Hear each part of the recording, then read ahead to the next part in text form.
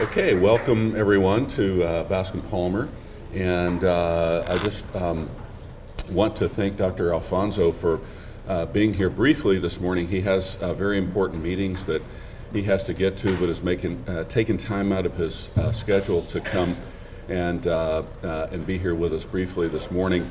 And as I mentioned last night, I did my training here about 20 years ago, which time Dr. Alfonso was a young faculty member. And I got to know him back then. And then about 4 years ago, Dr. Alfonso recruited me back here. Can you not hear me? Oh, you can't hear? Okay. Recruited me back here, and it's been a real pleasure to be back here under Dr. Alfonso's leadership. He's been an amazing chairman. As I mentioned last night, Bascom Palmer has been number one in the country consistently under his leadership. And I just want to, he's been a terrific friend, terrific person to work under. And without further ado, I want to bring Dr. Alfonso up here.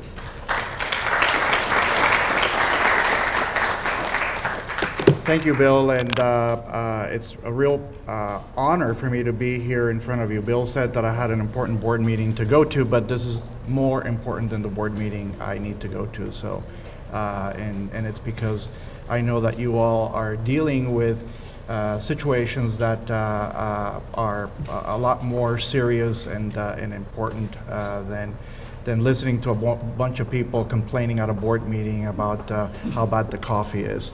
So I'm glad to be here. I'll just give you a little background. As Bill said, I'm an ophthalmologist. I did my training, went to Yale Medical School, and at that time I met a person that you may all have heard about in your dealings with melanoma, Dr. Dan Albert, who was at Yale, a pathologist. Then went off to Mass Eye and Ear and was actually the person taken care of with Evangelist Greguda's of patients with ocular melanoma at Mass Eye and Ear. And the link to that was that during that time, Robert Allen was a glaucoma fellow just ahead of me. I was a cornea and pathology fellow, and he was just a little bit ahead of me. So he was doing his training at Mass Eye and Ear. I came back to Bascom Palmer, recruited by the then chairman here to be a cornea specialist and an ocular pathologist. Turns out that there were already 6 ocular pathologists here at Bascom Palmer, so I didn't even have a place to sit at the microscope to look at pathology specimens because there was such richness here at Bascom Palmer already with great folks. And really at that time, Dr. Victor Curtin, Dr. Donald Gass, Dr. Don Nicholson, all these folks were interested in ocular melanoma. And they were doing all the longitudinal studies that sort of set the stage for some of the work that is being done today. So this place from a very early time of my career was already quite involved in looking at ocular melanoma. I specialized at that time a little bit on more surface tumors of the eye, but always kept an interest in the ocular melanoma and choroidal melanoma area. So you're coming to a place where there's a lot of intellectual power, but more important than intellectual power, as we all know from being patients, is empathy. And as a chairman, what I try to stress all the time is empathy. There's nothing worse than meeting the world's expert on disease X, who happens to be someone who can just tell you, you've got a disease, there's nothing I can do for you, and goodbye. That's not right.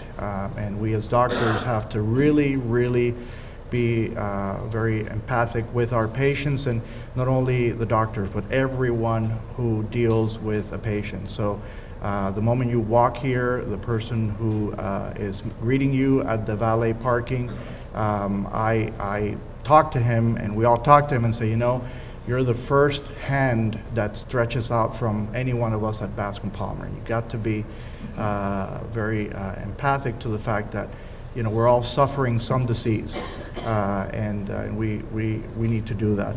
So Bascom Palmer does a lot of that, and I know we don't do it perfectly, but we continue to strive to improve in that area. Bill said Bascom Palmer is number one. It's a great team of people that are here, and we're blessed that our colleagues around the country vote us into this number one position. As you know, it's done by ophthalmologists around the country who are asked the question: if you or one of your patients or loved ones had to go to an eye hospital for care, where would that hospital be? And so the fact that we have been put into that number one position by our colleagues in ophthalmology for so many years is really a testament to the team that's here. It's not me, it's really a whole group of people that are here. I don't want to take a lot of time. I hope you have a very good day today. I wish I could stay here with you. The reason I went into medicine is because my family has been riddled with cancer. My father died at the age of 42 from lung cancer. I was 10 years old. Every one of his brothers also died of lung cancer. There were smokers, but certainly our family has a genetic predisposition to cancer. My mother died of cancer. My brother died 4 years ago of pancreatic cancer. I have a choroidal nevus in my left eye, so I know that I need to keep that watchful. But you know, we manage every day, and I know you do too. And we have to manage ourselves and do the best we can today. And if you don't think that that's important, just think of what happened some years ago on a day like tomorrow, 9/11. When people were not aware of what was going to happen to them that day. And so we all know that, you know, today is the day, we live it up, and we do the best we can today, and keep on going. So thank you for coming here. This is your home. Like Grant said, you know, just mosey around, and there are a lot of places that you can be at. Enjoy your day, and thank you so much for being here, and we're always here for you. So whenever you need us, we'll be here. You've got a great foundation that does a lot of good work, and I think we are very blessed as physicians to have all of you out there to be so supportive for all of our patients. Thank you.